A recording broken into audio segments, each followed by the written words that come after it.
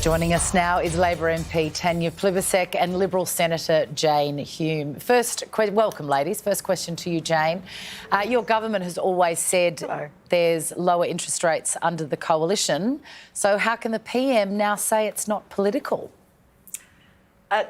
There's potentially an interest rate rise going to be announced tomorrow by the RBA, but we know the RBA makes its decisions independently of government, always has, always should, always will, and it does that on the basis of the circumstances at the time, things like inflation rates, wage growth, and also whether some of the cost pressures that we're seeing from overseas, things like fuel prices, are permanent or temporary, or whether they're structural or whether they're transient.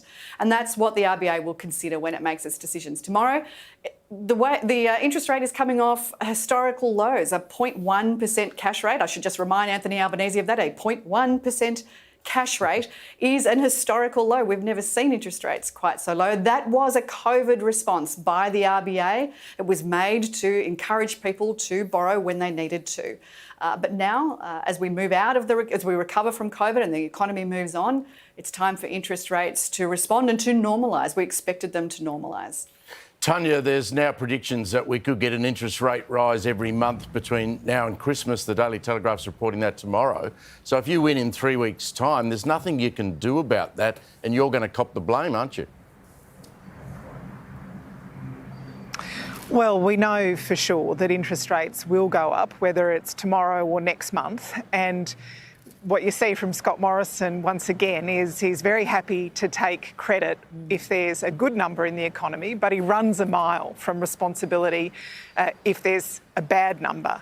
What we know too is that the interest rate rises come on top of really substantial cost of living pressures on ordinary families. We saw the inflation rate last week, more than 5%, and this comes on top of wages going backwards. And we've had Liberal ministers saying that low wages are a deliberate design feature of this government's economic management. So it's the triple whammy of these things hitting higher prices, higher interest rates and lower wages that are putting pressure on families everywhere. The point I'm making, Tanya, is you can't do anything about it when you're in government. It's independent, the Reserve, and the banks will put the rates up when the Reserve puts the rate up.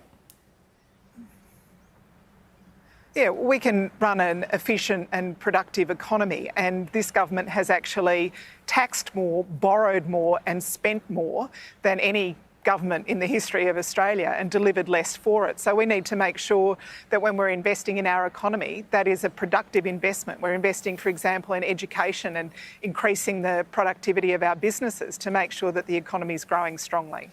Actually, Tanya, we have a AAA credit rating from all three credit rating agencies, and what that means, that's a little bit like an international tick of approval for your economic management. Tanya, it's been 9 years since you were in government. 9 years. That, Jane? So we have an international tick of approval for our economic management, which is one of the reasons why interest rates have been able to stay as low as they are for as long as they have. And one of the things that the RBA will take into account when it makes its decision to raise interest rates tomorrow and keep inflation within that band of 2 to 3%. That's how you run a strong economy. That's how you make for a stronger future. Jane,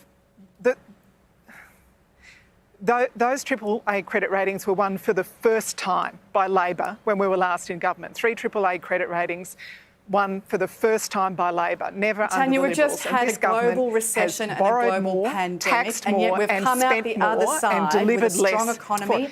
So are you telling people that they're doing well? Folks, I think it's clear that we have different views on this between the two of you. I do want to take us... This is how out of touch the Liberals are, right? They think things are great. I do want to take us to another issue, because it's emerged today that the Prime Minister's been sending letters to religious leaders promising he'll reintroduce the Religious Discrimination Bill without protections for LGBTQI people. Senator Hume, can you just be clear with us? Is that government policy taking to this election that you'll reintroduce that legislation if you win?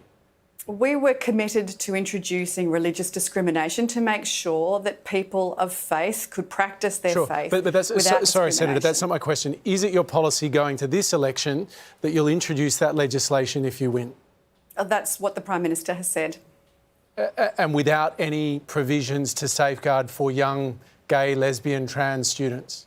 We don't want to see anybody discriminated against, whether they be people of faith or whether they be young people and students. We want to make sure that the appropriate safeguards are there, whether they be But you're saying you won't within the allow Sex any Discrimination Act. Within the Sex you... Discrimination Act, which is where those protections should be strengthened. Tanya, your response? Well, Labor never wants to see people discriminated against on the basis of their religion, and we support legal protections against discrimination on the basis of religion. But this is a protection from discrimination. It's not a legal ability to discriminate against others. And the Prime Minister said before the last election that he would offer protection to gay and lesbian students. If he's retreating on that, I think it's important that he's upfront about that with the Australian community. I don't think most Australians support any right to discriminate against people on the basis of their sexuality. Jane, Tanya, before we let you go, will either of you promise to provide extra funding for salmonella poisoning? Because there's been some pretty dodgy photos of some uncooked chicken floating around on Instagram today.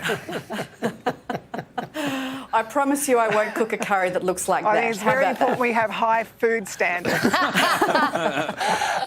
Jane Hume, Tanya Plibersek, always a pleasure talking to you both. Thank you very much. Great to be with you.